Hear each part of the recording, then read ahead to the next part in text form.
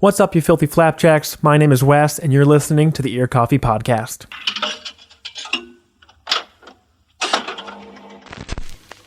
For today's episode, I checked in with Blue Venus, one of the loudest and best new bands in the scene. They will be releasing a new EP, Paper Cut, on May 25th. We talked about the EP, the album they were planning on recording, and what the DIY scene overall can do to change for the better. Here's my interview with Blue Venus here on the Ear Coffee Podcast. Today I am joined remotely by all four members of Blue Venus. Very excited to have y'all on the show. Hey, it's great to be here. Yeah, thank you for having us. If you guys want to, or y'all, pardon me, want to introduce yourselves in any order you feel necessary, just what's your role in the band, and just we'll kick off with that. I'm Sevel. I'm the singer. I use she, her pronouns. And yeah. Dope. All right, my name is Will, and I'm the guitarist, and I use they, them pronouns. I'm Max. I play the drums, and he, him. And then I'm Rage. I'm the bass player, and I use he, him, she, her. Sweet.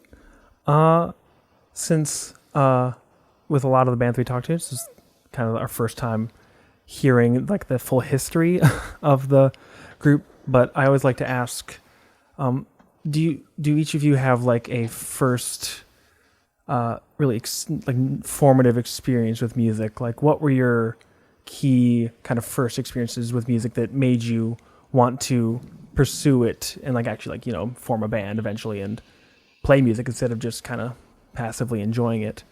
Because it's a big leap to go from just listening to I want to make music myself. Well, I've always wanted to play music. I've always wanted to be in a band. But I hadn't like successfully done it until my other project, and then like through that project, that's kind of how I got involved with Blue Venus, which is like the second successful band I've ever been in. So. Yeah, like personally, I've always kind of like ever since I was a kid, I just been like musically inclined. Like that was like one of the things I guess I was just interested in, was just like music and like, you know, trying to make music, trying to, you know, find out about different music and stuff. Like, you know, I made beats like ever since like, I don't know, about like 13. And then like I've been playing like a little guitar also, so like this was just something like I just decided to like see what it's like to be in a band and like experience that and like just have, you know, a good time with my friends, trying new things, making music. Yeah. Someone yelling at me from the house? What the hell? Yeah. But I think like for me, I kind of was like always just kind of interested, just kind of like, you know, edgy 14, 15-year-old, like this is something that I want to do type shit, but I didn't really like get the push to go and do it until Blue Venus. And honestly, it was seeing Rage's other project and like seeing how fun like Couch Dump was live and just being like, oh, I want to do that too, that would be fun. That kind of gave me like the push to do it, because Blue Venus was started like a month later after their first Row House show. Dope. Yeah, like Will, I also started out making like electronic kind of instrumental stuff, and then picked up the drums my sophomore year of college, just kind of messing around at a friend's house with their roommate's kit, and we formed a band after that, and then later on, me and Cycle started dating shortly after that happened, and later on I was, of course, the natural choice to drum for this band. Yeah. Yeah. You mentioned obviously seeing the Couch Dump show that kind of catalyzed the formation of Blue Venus, but how did you all meet and decide to like as a quartet come together and really form Blue Venus? Just talk a little bit more about the band's formation. So kind of how we met, I'm kind of like a little bit at the center of it because like, you know, Max is like my boyfriend, so like we met a long ass time ago, but I met Will like around the same time, and like we just kind of were like very passive online friends for like a couple of years, and we both ended up going to Hamlin, and like that was cool. They didn't like it though, which don't blame them. Yeah, that was not my place, but you know, I fucking lost my scholarship and now I'm not there. Fuck Hamlin. But yeah, so it's like that's how I met those two, and then I met Rage actually through Juniper. We were friends first, and we just kind of like combined, and I think it was that one Couch Dump show like over the same summer we actually became friends because Rage had to take me to CVS because I had like an allergic reaction to a cookie that Cadence gave me. Oh no. Yeah, That we shit was were so stupid. at Cadence, and I was like, "Oh, hey, do you want anything to eat?" And I asked at the counter, I was like, "Does this have any peanuts?" And they're like, "Oh no, it's macadamia." But no. Shit legit Rough. just had peanuts, and then like Yeah. Max walked up to me, like super nice, and was just like, "Hey, are you busy right now?" And just like, "Yeah, what's up?" And and then Max was like, "Well, I think well, like Segel is like allergic to peanuts, and I think that there was peanuts in that, and she just ate that." And then I freaked out. I'm like, "We're going now. We're leaving right now. Oh shit. Just say Segel is dying, and then we're going." And that was the true beginning of our like friendship after that point. Yeah, literally, it was Incredible like first inseparable. bonding. Yeah. So it was good.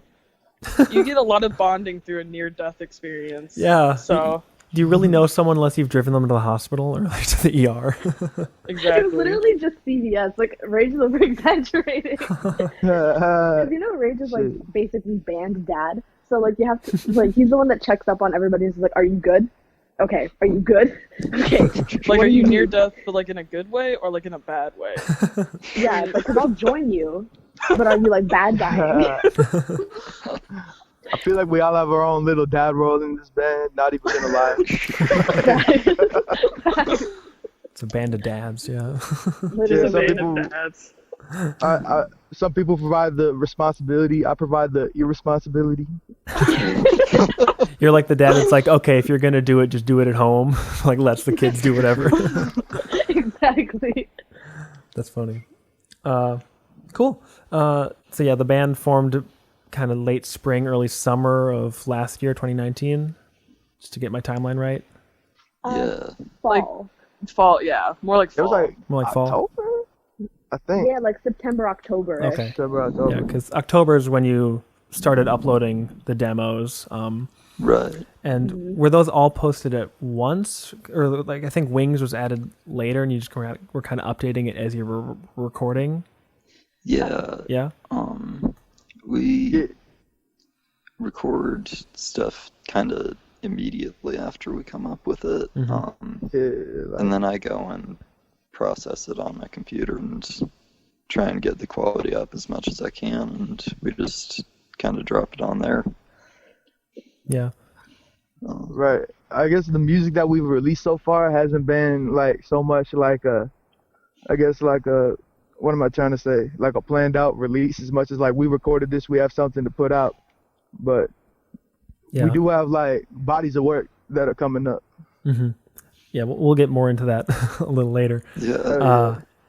With the choice to just kind of gradually upload those demos, just put them right on tape, so to speak, and get them online, was that just kind of help like kind of draw attention as you're starting to play shows around that same time, like about in like November and December like of last year? Yeah. Yeah. Pretty much. Yeah, Because, like just like- gives. Yeah. I guess I was gonna say, it just gives the people a little something to listen to. You know, they might have seen us at a show or something, wanted to check out our recordings, and then they can just check something out right away. I guess, you know, check out what they just heard, Yeah. like our original version of it, because every version of it that you play is gonna be a little different, I guess. So like, just give some people something a little to listen to before we actually have something like completely, like, you know, like put together, I guess. Yeah. Yeah.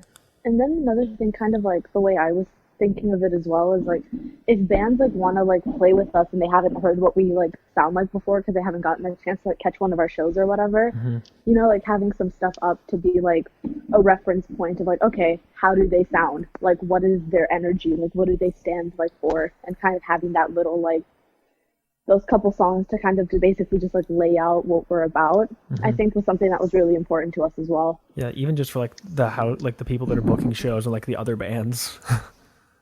Yeah, exactly. Definitely. We kind of need an idea of what we sound like for people. Yeah, you can like slap as many like genre tags in there like when you're trying to put the sound into words, but it's easier if they can just listen. Exactly. Yeah. Yeah, so you kept playing shows. Then you had the couple of demos that came out. The one that came out in March, and then the one on the Brace Cove comp. Was that kind of just like the same thing? Like, just we came up with the song, recorded it immediately, and like, let's get it online. Because I think the first one, SPPDK, came out on like the first Bandcamp day. No, that was it was the night before. It was the night before. Yeah. Yeah. It was And, like, a little bit more planned, I guess. Not really, kind of. The thing more was like the fact that we were gonna put out like an album in June that was gonna have like a studio recorded version of that one, and we just really liked that song too. So we were like, hey, like it's quarantine. We have not linked up in like 2 months because Max is in Montana right now, and like Shoot. here's a little song that we did before we left, or like basically kind of fell off. Yeah. And then Yeah, it's just kind of we all really like that one. We decided to get that out, and like, what better time than like when we don't have like shit going on that we can have going on for the, you know, like. and then like if people are going to buy it on that day, then you get a little bit more money, even if it's just like the one song. Exactly. Yeah, it's like that's cool too. Which That's like doesn't an hurt. added bonus. Oh yeah. Clearly just rolling in the DIY cash. So kind of I'm gonna use this as a segue to talk about the EP that the band is coming out. Bad Friend came out on the Brace Cove comp April 1st.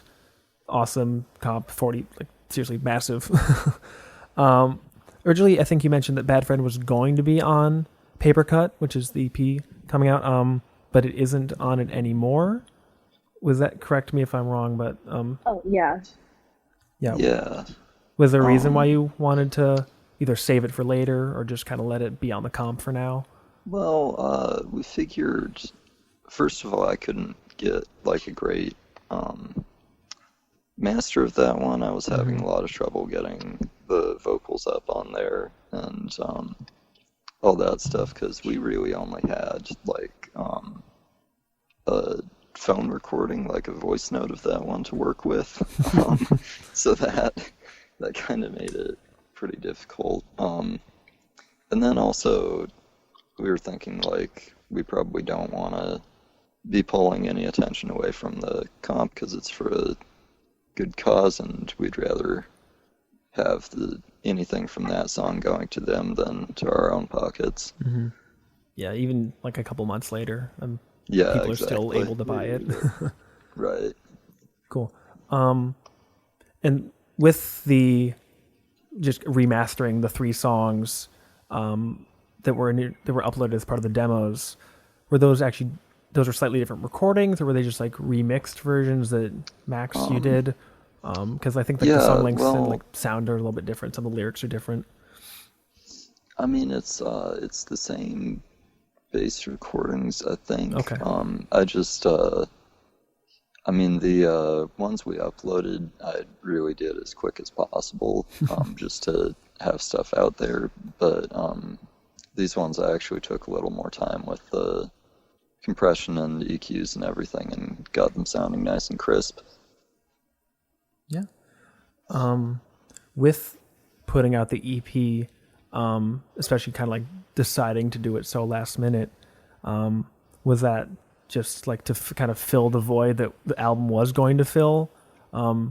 Since obviously because of a literal global pandemic, you weren't able to record it Right. just yet. Um, I guess, yeah, talk about why put out the EP. What was kind of your motivation behind it? yeah, I mean, for one thing, I definitely think it is kind of feeling that, and we wanted to have something to do together and communicate about in this time rather than just, radio silence until we're able to get together again. Right.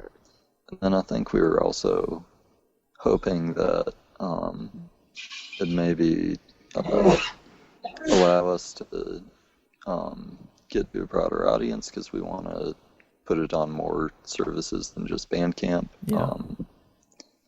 And so hopefully build participation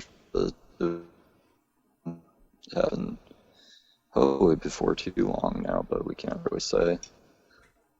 Yeah. The one thing that stood out to me most, just listening to the recordings that were uploaded to like the drive, is that it is very reminiscent of the live show, because I think, yeah, the second to last show that I went to before quarantine was the Murder Trap one that y'all played, and it's like kind of, obviously seeing it live is way more like just amazing and just energetic, and that's just kind of the nature of seeing a hardcore band going at it.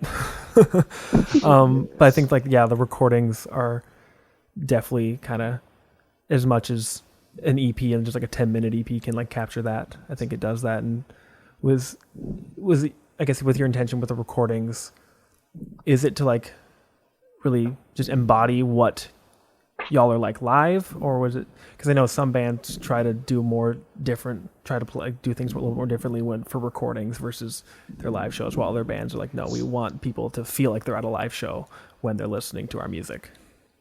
Oh yeah.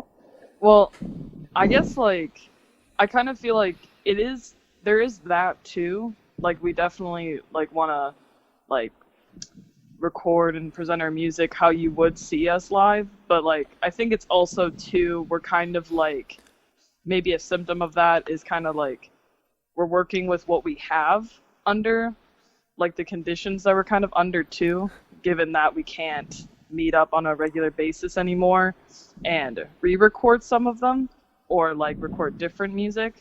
So I think part of it too is just like, it is like a stylistic thing, but it's also kind of just like making it work too. So it's kind of just like an era in our like project right now and just like what we can do, you know? Yeah, for sure.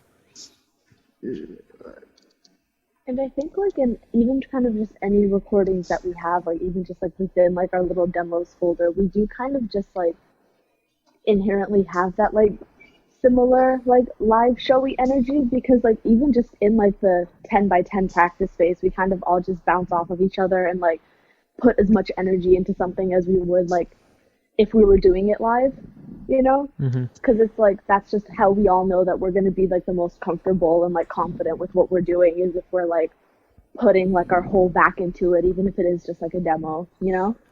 Yeah, that's Yeah. kind of noble to do for even just a demo, like, because I know some people are like, it's just a demo, I'll kind of half-ass it, you know, but y'all are doing the opposite of that. Yeah, we kind of, I guess we're just doing it to do like a more accurate representation of what we're really gonna do. Like I mean, every once in a while, if we've been practicing something over and over, we might half-ass it. But if we're gonna record, then we're gonna like put our heart into it, because we want it to be like, you know, like a representation of like what. Because if we half-ass the music that we do, then it's really not the same, I think. Like it takes a lot of energy, I think. I guess to kind of wrap that up, the EP's Paper Cut coming out on May 25th, correct? Yeah. Yes. And that's a Monday? Why think Monday? Well, I don't know how to explain that. It's because I started standing like a group on the 25th, and that's just a nice day for me. I think you tweeted that actually. Yeah, it's like it has to do with like when you started standing Shiny, I think it was. Yeah, that was like that's just a day that has a lot of value, like for me. So I'm just like, this is a good day. It allows us 2 weeks for processing to get stuff like through distributors and like all that. So nice day. Yeah, I want it. I'm glad that there's a reason, because like whenever any band puts something out that like on not a Friday, I always like why? And okay, that is a very valid reason. Originally, you were going to record an album in like about this time, and this is the plan pre-pandemic. Where and with whom were you going to record that? I guess as much as you want to, because presumably it'll still be coming down the line. So if we don't want to spoil everything now, I totally get that. But I guess share as much as you're comfortable about the album, about like when you were going to do it, where you're going to do it, some of the songs that were going to be on it. Well, Yeah. so we were gonna do the recording process with Ethan from Lonely Enclave, because he's in like recording school like right now Oh, dope. and is like really good at what he does. So like in the same vein as like we were gonna like head over to IPR, like pull up a couple times, like hey, do our thing, and then like just like meet with him like a solid few times like within April. Like actually, which I looked at the notification on my calendar and I saw that like April 10th, 20th, and 23rd were all still marked, and I got really sad. Yeah, Big rip. deleting like all the Yeah. calendar events for your plans. It's like, oh. Yeah. It hurts. And like, so we were gonna do it with him because Couch Jump was gonna do a little something with him, Ooh. and like Rage put us on. I'm not gonna spoil nothing. You don't have to ask Couch Jump about that. That's not my business. That ain't my business. But like, so that's how we like kind of found out like that was like something that he would do and like would be cool with, and like, you know, a couple songs that were going to be on it. SPPDK was going to be on it. We had a couple other little moments that were going to be on there that like we haven't even like gotten the chance to like sit and record. You know, just kind of like cool stuff that we were working on to kind of mark like a era like after the demos that we were kind of moving in towards as we got more comfortable with each other musically. Mm-hmm. Yeah. Have you had any like chance to try to figure out when? I mean, I yeah, obviously the pandemic and social distancing and everything is Is pretty indefinite, but have you made any Yeah. attempts to like try to even internally just figure out when to maybe go back into record at some point? It's kind of hard just because the place that we were gonna go to get studio time is like probably not gonna be available till like fall, Yeah. and so then we would kind of have to like have a new process altogether, and I guess we haven't talked about it that much, so like I guess we kind of have to seek other options right now, which kind of sucks because we were really set and comfortable with what we had. So it's like a little bit of a struggle, and it's a struggle to like meet up with people during this time, and it's most, you know, businesses aren't open and people, so it's Yeah. it's still like probably, but as soon as we can, I would Okay. imagine that we'd be right on that. Yeah, that's understandable. Yeah, were the songs that obviously like they'll be coming out as the Paper Cut EP, were any of those songs going to be re-recorded for the album and before plans all changed? I think Petting Zoo and Wings were gonna be. I think Yeah. so. yeah. I just really like, I love all of our original stuff, but like our new stuff that we didn't really get to like share because of like this pandemic and like everything that happened just sucks, because I felt like that was like some of our best stuff, you know?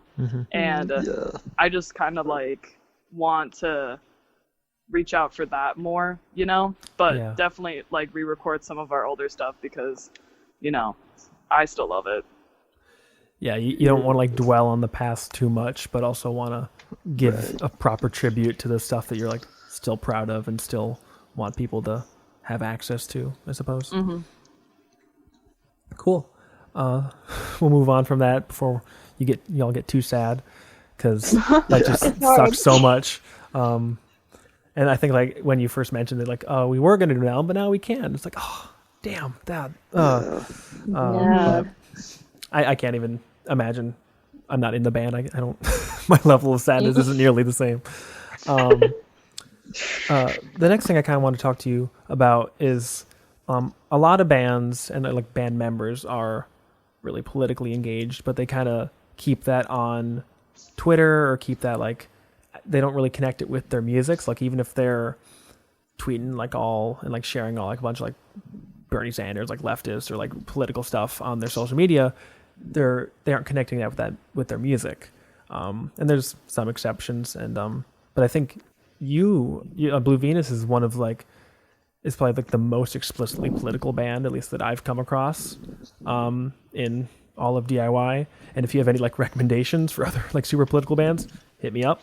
But was that something that was part of kind of your, like the idea you had for the band from the get-go, or did that come along as you spent more time together and kind of were just like, oh, we all are really passionate and outspoken about our political beliefs, so we might as well put it in the music, and it just kind of naturally came about? Well, I think for us, like, it was already, like, we kind of didn't even really think of it as, like, political, because it's, like, we're all just, like, working class, like, queer people. This is just a fact of, like, our reality a little bit, and it would be very deceptive for us to not talk about something that is so, like, kind of fundamental to, like, who we are as people, you know? Especially, like, for me being a person of color, it's, like, that's just kind of, like, my day-to-day reality. So, like, making people, like, more aware of it, especially, like, in the lyrics that I sing and that I write, you know, like, that's a big thing for me personally. And I know, like, everybody else kind of in the band has that same energy of, like, we can't really separate ourselves from, like, our class standing a little bit. So it's kind of just, like, it's going to pop in to our music and how we talk about things and how we feel, like, about shit. And, like, that's just kind of, like, how I see it. Like, don't get it twisted. Like, I'm still, like, a communist till the day I die. But it's just, like, that's just kind of, like, naturally gelled, I guess. What do y'all think? I kind of feel like, personally, like, I guess, like, I never really thought of us as, like, of course we all, like, share, like, certain political beliefs. And, like, you know, that's, like, part of the reason why we all get together so well. I mean, not get together, get along so well, but, like, I never really thought of us, I guess, as a political band. I feel like, like, in my personal opinion, we kind of, like, you know, talk about our lives, that's going on in our lives, and, like, that, you know, just happens to, like, kind of relate to politics a lot of the time, just because of the nature of how shit is, like, you know, like, I don't know, like, we just kind of talk about things that I guess, like, they're just, like, day-to-day life, but they're also things that are considered, I guess, like, political issues, you know? Yeah, it's like an intersection of political and personal, and from your perspective, it's just, like you're saying, it's your day-to-day lives. It's not, we're being super conscious, like, we are a political band. It's just like, no, we're writing and performing stuff that's based in regular reality. Yeah, I mean, personal is absolutely political and kind of inescapably political. Like, I think even bands that don't get into it or consider themselves apolitical, it's still there because the ability to not talk about it and not see it, I mean, that stems completely from privilege too. Yeah. Right. So really, we just can't escape it. It's not really something like, and you're not going to try to, you know, kind of like how we didn't chose our lives to be so political, because we're just, you know, just like queer people, just trying to make people feel like they have space here for other queer people, you know? And just naturally responding. I didn't imagine that, like, the four of you came together and it's like, so we're going to be political, right? And just like all shook hands on it or something. God, no. So the next questions are, I guess, more for Rage and Max, because each of you are in other bands. Max, is Legoshi still active? I mean, or was active before the pandemic? We were also attempting to record before this started. Damn. So that was really, I mean, we've been kind of less active, just around personal scheduling stuff. Our lead guitar had gotten a new house and was dealing with that. So we've been kind of quieter lately, but we were trying to record some stuff before this all happened. Yeah. But my question for the two of you was, when I guess Lugoshi was more active, and since Couch Dump was active enough to put out a demo EP just before quarantine, how did the two of you balance being in your respective projects? And like, since you were both in the other projects prior to Blue Venus's formation, but you obviously need to balance both as your active participants in both bands. I mean, definitely yes. I mean, sometimes like things get like intermeshed. Like we all also practice at the same practice space for like sick. just some context too. So it's very like Lugoshi, Blue Venus, and Couch Dump like are very like intertwined because we share members and we practiced in the same place and all that. But I definitely like try to separate the two projects, and it's definitely easier when you play a different instrument. True. Because it kind of gets you in a different, like, at least headspace for me, you know? And like Couch Jump is like fairly active, but the only reason why we really threw out those demos is because we wanted to play a show with Bongzilla, and we didn't get it name. Because they didn't like that we had demos. They wanted like someone professional. Oh, so boo. yeah, your name is Bongzilla. What the hell? Bongzilla is one of my favorite bands. So you can't be pretentious and also be in a band named Bongzilla. Yeah, they're from Wisconsin. They're not that cool, but I love them. So whatever. You know? Bongzilla is concerned about professionalism. Yeah, right. So that's that take. Max, what about you? Oh yeah, really, I think Blue Venus has kind of let me do everything I'm not able to do in Lugoshi, because we're, I mean, we still have a little bit of harder edge stuff in there, but we're still significantly softer than this, very much in that kind of indie emo zone. But I mean, Blue Venus, I get to drum as loud and fast as I want. So very true. That's cool. I don't know exactly how many shows y'all got a chance to play pre-pandemic and everything, but just share some highlights from those shows. Just kind of walk down memory lane, I guess. And since we're all every day, if you go on Twitter and you see someone be like, I missed shows, so everyone's kind of in the same boat for that. So yeah, just share some of some highlights, like just favorite moments, whether it was at a Blue Venus show where y'all were playing or just attending other shows, because pretty much everyone does both. Yeah, I kind of have one of each. The one that like really sticks out to me for like attending shows was when like the Couch Dump pit broke Row House's AC. Like, was that 2.0 or 1.0?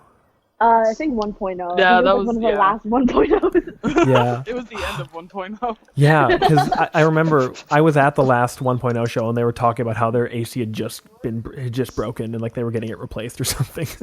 That's sorry guys. That's so our sick. fault.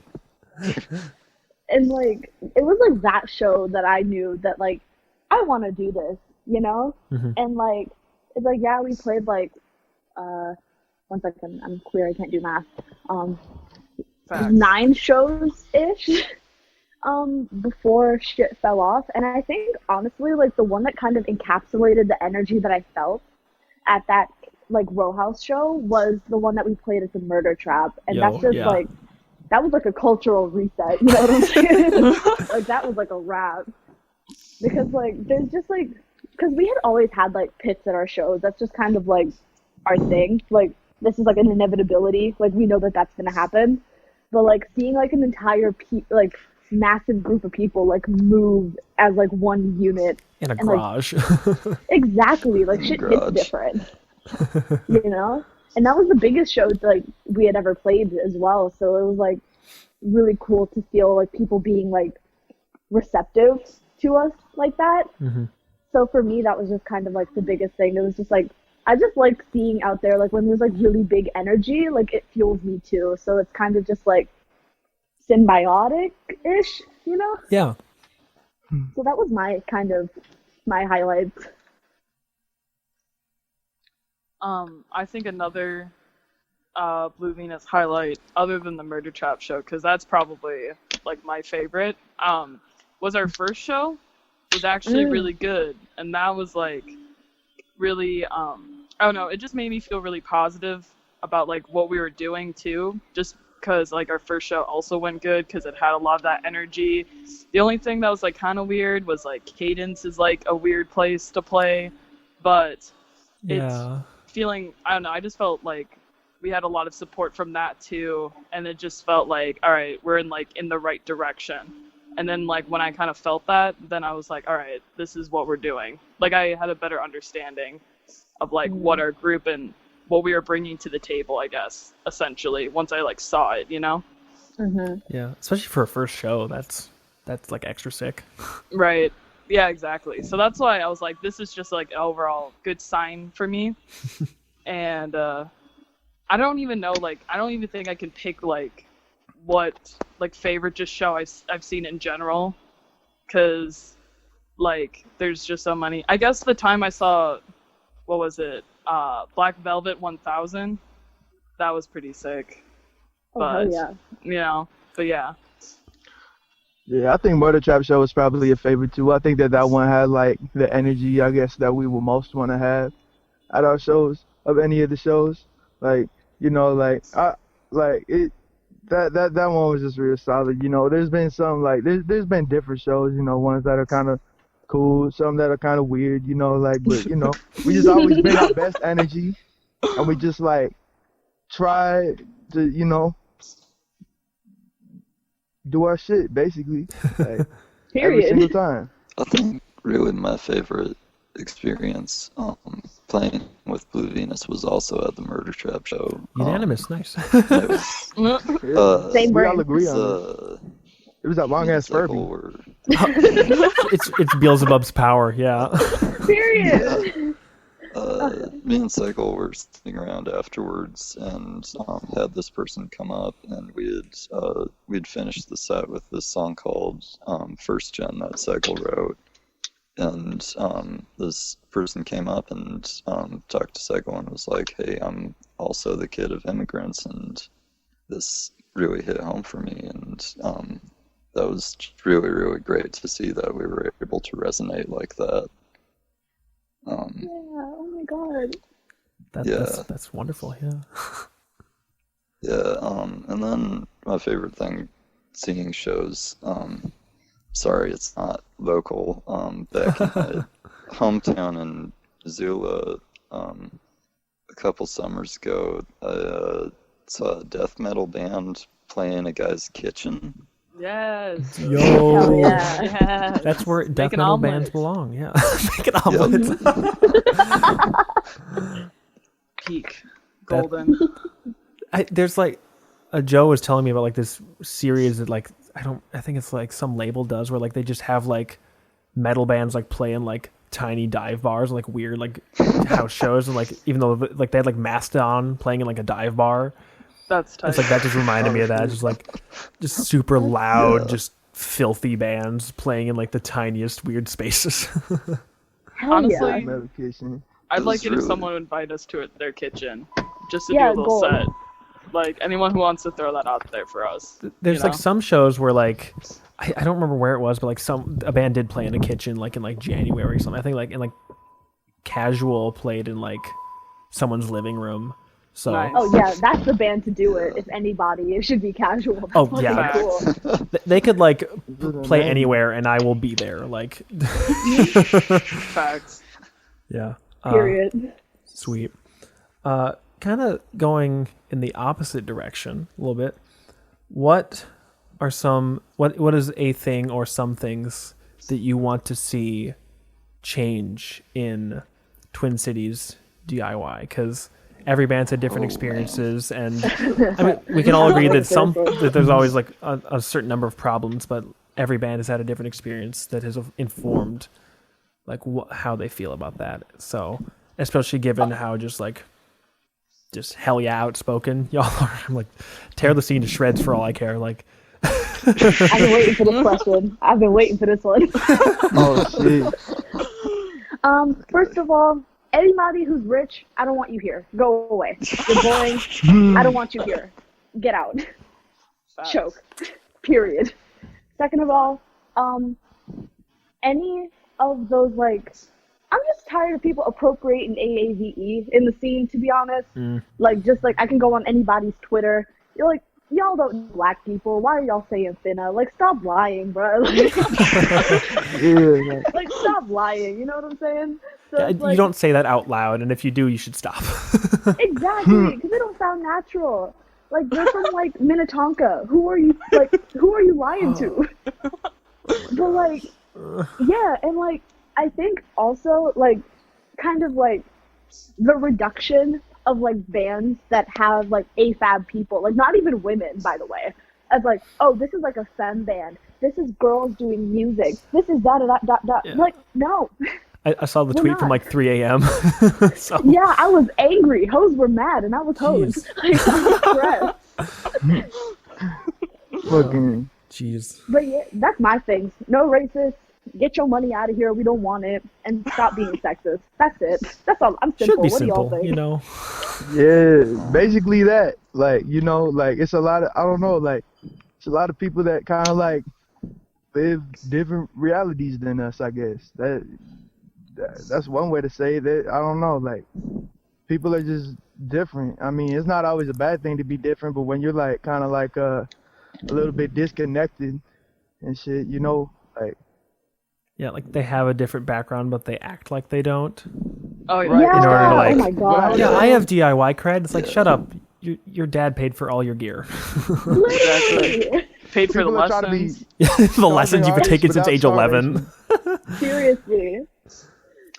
I just knew that like there was a problem when I got done with like a set with like my other band, and I was like unloading my gear, and then some like person went up to me and they're like, "Hey, why did you want to be in a band, girly?" And that was the day I puked. the fuck? How Like, did I you not wanted to murder die. them? Oh my goodness. It was literally like it was like the after Halloween like party, like it was like a weird show, and we played it, and then just like out of nowhere, like as I was done, just like, what made you want to be in a band? And I'm like, oh no, please don't approach me. If you have Oh. weird shit to say, keep that to yourself. Yeah, That's literally. honestly. Oh that. my But anyways. gosh. Um, I just got exhausted hearing you tell that. Oh. Right. I just got angry. Yeah. Like, do I need to go scrapbook right now? Like, Yeah. Name names. I just want to talk. literally.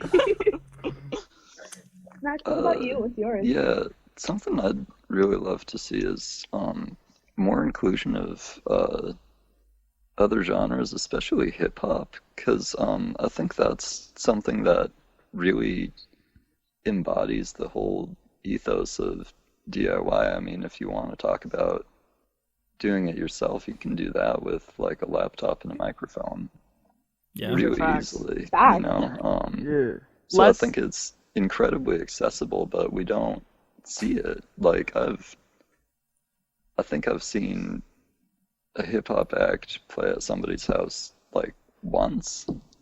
Yeah. That's I've only fair. seen like one bill, I think. Yeah. It wasn't like exclusively like a just hip hop bill. It wasn't like a mixed genre Right, bill. exactly. Mm-hmm. Honestly, less wannabe sexy Mac DeMarcos in this scene would just be ideal. Those are one of my demands. If Mac those could be DeMarco met. isn't even good. Like, dude. Literally. Put the acoustic down, bud. Yeah. Yeah. Seriously. And then at the same time, it's always the same like sexy Mac DeMarco types too. Stop comparing me to the dude from Bad Brains. That's not me. Oh my god. Stop it. Right. That ain't me. Dead. Like, if you're gonna compare me to anybody, be accurate and compare me to polystyrene. Like, come on now. Like, come on. Hell I'm not yeah. the nigga Like, from Bad Babes. Please don't do that to me. Oh my god. Please. Another thing I think about a lot as far as what we want to call DIY goes, is the accessibility of spaces. And I mean, if you think about it, like the way it's set up structurally is, first of all, you need to have a house. You can't host shows in an apartment because you've got neighbors, which means you need to be in a residential area, not an urban area. And then, second of all, once you have the house, you need to have the house to yourself. You can't be living in like a duplex for an attic or anything like that. And then after that, you need to ensure you're in a neighborhood where the cops aren't going to be called on a noise complaint. And you need to also ensure that even if they do get called, everybody there is going to be safe. Yeah. Which means that people of color and working class people and more visibly queer people are de facto excluded from that. And disabled people. Like, Oh, facts. Yeah. because we went to a show with, just speaking of getting the cops called, with the person that runs Melodic Noise is actually, he's a totally wonderful dude. He's actually blind. And we brought him to a show, and the cops got called, and we're just kind of like trying to get him out of there. And it was just like, it's not accessible for anyone with that sort of, I guess, like any sort of disability like that. Yeah, Right. literally. And I think another thing with in terms of accessibility is that it's like a lot of these like venues aren't accessible to like disabled people, period, who have like struggles with mobility. Yeah. Because Stairs if you everywhere. can't get downstairs, yeah, literally. Because Yeah. it's like, oh yeah. Yeah, like the ironic thing is a lot of established venues are actually a lot more accessible than house venues, 100%. simply on the basis of they have to be up to disability standards. Well, I mean, a lot of them still aren't, but they should be Yeah. They're at least like legally. wheelchair And accessible then also to a you degree. have to worry significantly less about the police. Yeah. Yeah, literally. Yeah, like Facts. And I think like kind of just like with the same level of like kind of talking about exclusion, I think there's like a kind of weird like cultural like subcultural, because DIY is like not like a culture, you know, but like kind of like the weird like exclusion or like tokenization of like people of color in the scene. It's like, because it's like, I don't know, like sometimes I go to shows and I like will see kind of everybody like in their little groups, and it could even be like people I know or like I knew, and they just like wouldn't introduce me or like say hi, and I would get like weird looks, you know? And it's just like, I don't look that different. Like, we're wearing the same like thrifted like Dickies, bro. Like, what's going on? Like, Yeah, what? we have matching beanies. At least look at me in the eyes. Literally, it's like, yeah, it's weird. And a lot of the times, like, it kind of has lessened since I've started performing, luckily, because we don't play with bands that we find out are trash or that we know are trash, or like even like a little bit like diet racist, you know? Yeah. Like, we all kind of like sit down and like have conversations. It's like one time we played with this band. I'm not naming names because I'm not that messy. Respect that. I'm not that messy. So like, it was this one band and we played with them, and we found out that they had like Mitt Romney stickers and like Reagan stickers like on their like bumper and like on their guitar case. And I'm like, I gotta get out of here. This dude just called me the N-word with his eyes. Like, I gotta go. I gotta go. Why would The you take sticker that on sticker there. and be like, let me slap her on there? Literally. The one on the guitar case was like pro-life, pro-Christ, pro-gun, pro-Trump or something. And, like, How did they get that far in the scene? I feel like they just get their ass Yeah. whooped. I was like, Oh, they did it. maybe funny how it works. that's ironic, but it's not really better if it is, because, I Yeah. mean, doing it ironically is still doing it.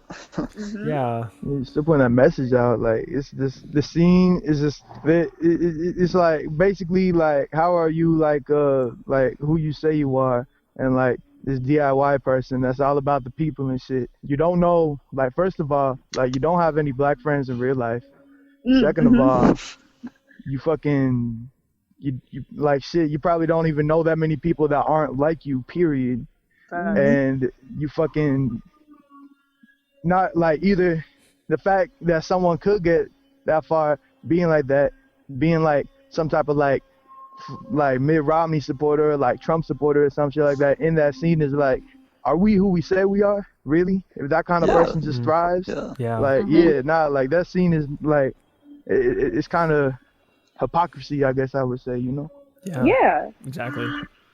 Like people want to focus on inclusion, and it's like, why? How are we going to feel included if the fundamental structure is allowing people like this to have a space and to have a voice? Like, make it make sense. We don't want to go there. Thank you for sharing that. Hopefully people listen to that and have some thoughts and take some self-reflection if they need to. They better we'll beat them up. These are facts. We will. Well, that's the end of my like legitimate questions, but I like to end every interview by asking the bands what I guess this is like a special quarantine version of the question, but like what music has been keeping you sane and kind of keeping you company while we've all been stuck at home and just going through just a tornado of garbage that is living right now. What music has kind of felt like brought you just any like sort of like positive emotions, I guess, whether it's local or non-local? Just I guess what have you been listening to the most? Let me pull this up here. For me, it's just that stoner doom metal always. Yo. Just to keep me in that vibe, but my guilty pleasures are still new metal, so don't call me out on that. I'm just trying to be honest. I mean, as long as you listen to some new metal that's just not all bunch of like white dudes with dreads, then you're fine. But if you're listening to Kitty, like you're good. But if you're listening to other shit than that, then you're not good. So Stan Kitty. Appropriate new metal with some stoner doom metal. Yeah. Bars. Right. Like I don't even listen to that much like punk, honestly. Like I've always listened to like a lot of like trap music, drill music, stuff like that. So like I've been listening to like Rio the Young OG and like fucking Crispy Life Kid. They're just these Flint artists, like a lot of artists from Flint, Michigan. They just have their own like kind of style. I Michigan listen to has a lot, like, a lot of killer then, like I like mean DIY RMC bands, Mike, but also like, rappers. Yeah. Yeah, like, and who else? Like, then like some Georgia artists like Slime Cito, like Flew on shows, and you know I always listen like TJX6, like scam rap and stuff like that. He's so funny. And then like Patrick One, and then what else? Shit, a lot of Chicago music. Always like that's kind of what I grew up listening to. Was a lot of Chicago music. So that, I guess that's just been it for me. Yeah, thank you for giving the first TJX6 shout out on the Your Coffee podcast. Oh, hell yeah. Hell Government tried to ban me from the dark web. I downloaded to a browser and got back in. Bars. For me, I've just been reliving 2012, to be honest. So I'm like knee deep back into like my K-pop stan account phase. Like I'm back in it. And if anybody tries to clock me, I will whoop your ass because you know I can. So like, you know, like you got the SHINee, EXO, NCT, Blackpink, like the usuals. Just feel good, like just shit to bop to pretty much. Because like pop music is just fun, and it's honestly a lot of like rooted in why we are so like focused on having like really good hooks and like catchy shit. To be honest, because that's just kind of what I grew up with. But then, you know, you got some kind of other stuff. I've been listening to a lot of Big Joni lately, and they're a UK-based, like, all-black woman punk band that I'm, like, in love with. And, like, they are, like, my parents. You know, I would die for them. You know, like, a lot of, like, Riot Grrrl kind of stuff, like the Bikini Kill, early Slater Kinney, Heaven to Betsy, like, stuff like that. Yeah. And then, what else do I have in here? And yeah, then just like some Elliott Smith because I've been in my feelings, like, you know. Feel that. Before Max goes, we have a drunk history show with Taylor from Vile talking about Riot Grrrl coming out at some point soon. So Fun. hopefully you'll love that Exciting. one. Love them. Love Vile. I've been listening to like a lot of heavy hardcore like music that makes you want to punch a hole in some drywall. Yes. Yes, Kyle. Just, Jesus Piece, Code Orange. Jeez, Actually, they're so sick. yeah, Jesus Piece, underrated, amazing. really Rock love watching the live footage there. Yeah. It's just like 36 shirtless dudes doing karate. Similar to a Knock Loose show. Facts, Similar straight Dudes, up. yeah. Oh, I'm dead. And like some funk as well. Really love Funkadelic and Parliament. And some like older Southern hip hop too. Ghetto Boys, DJ Screw, 3-6. Yeah. Yeah. R.I.P. Screw. R.I.P. R.I.P. R.I.P. Screw. Yeah. Facts. R.I.P. Bushwick Bill too. R.I.P. Yeah. Pepsi. Yep. Yeah. Facts. Well, thank you so much Alright. for talking about the EP, kind of taking the scene down a notch, which it always needs. Yeah, just being down to talk on while we're all stuck at home. This is sick. Yes. Thanks for having us. Oh my god. The Ear Coffee Podcast is a companion to the blog of the same name. If you like this episode, please leave us a rate and review so we can stand out among the other music podcasts. You can follow us at Twitter, Facebook, and Instagram @Ear Coffee. Thank you for listening, and we'll see you next time.